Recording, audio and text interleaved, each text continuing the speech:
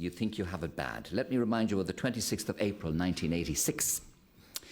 Unit 4 at the Chernobyl nuclear plant exploded and released 90 times as much radioactivity as was released in Hiroshima.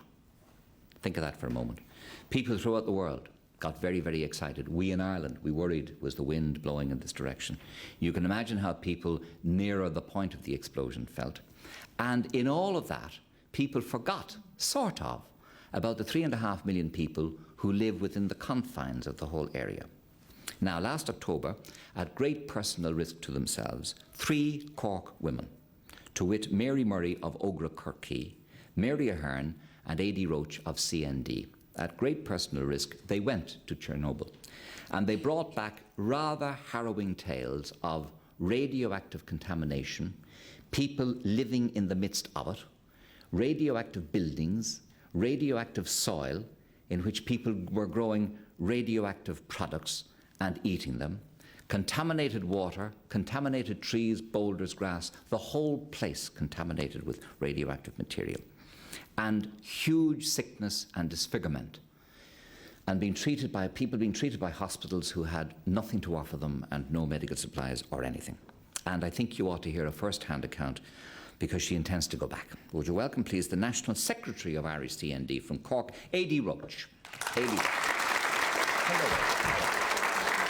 You know everybody, you're not primarily to listen to, and that's Michael McMillan down the other end, and he has probably reported on this whole thing. Badly affected the whole area, yes. Indeed. If we were to take a look at the proportion, let's maybe compare the size of Belarus, which was the country that got 70% of the blast of radioactivity once the explosion went up. It's a country comparable in size to Italy or Romania or maybe even Poland. And they have lost so far 25% of their prime farmland, and this is an agriculturally based community. And they've lost a similar figure in terms of their prime forests. And as you said in the introduction, Gay, I mean, people are still tilling those fields, they're herding the cattle in those fields, and they are, as you say, eating the products.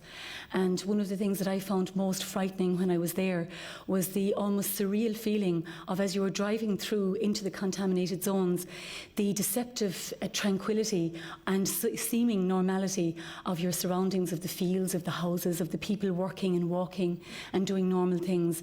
And yet everything had actually changed for them. I think so far the number of people that have died in the accident has been virtually held practically a secret until some of the research that we have been doing in recent months. And we've discovered that something like 14,000 of the men who were forced in for the cleanup operation have died, and there are now 70,000 of these men left permanently disabled. Now, they obviously had children, and we have been trying to take some of these children out to give them some small bit of rest and recuperation, because the psychological and emotional damage, as you can imagine, not to mind the physical damage, has been practically irreparable.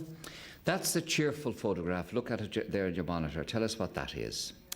Well, there we have, outside the Ógra Chorcaí premises in Cork, we have the Cork group of children, and that was taken on the day of their arrival in Cork. And that was a great, pleasurable day for us, I can tell you. And they stayed for how long?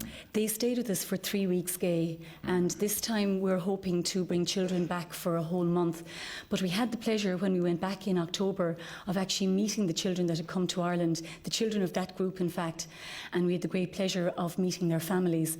And that was a very special occasion for us, because we didn't know what their situation was when they returned home, and obviously the Irish parents, as they were called, were anxious about what was happening to the children on their return home.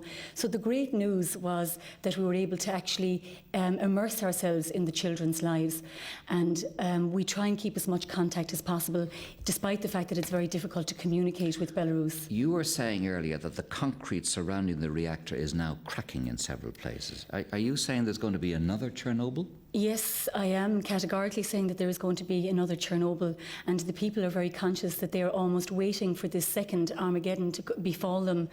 What happened after the accident was they encased the exploded reactor with this cement sarcophagus, and they made a grave engineering error by actually propping the building up against the reactor which had exploded.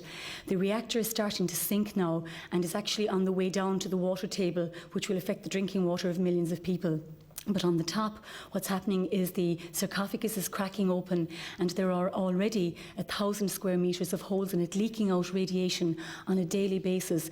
So the scientists told us when we were there that it's not a matter of if it collapses, it's now a matter of when it collapses. And there's this sense with the people, they described it in very religious terms to us. They said this is like their 20th century Calvary, and they feel that they are victims of a nuclear Armageddon.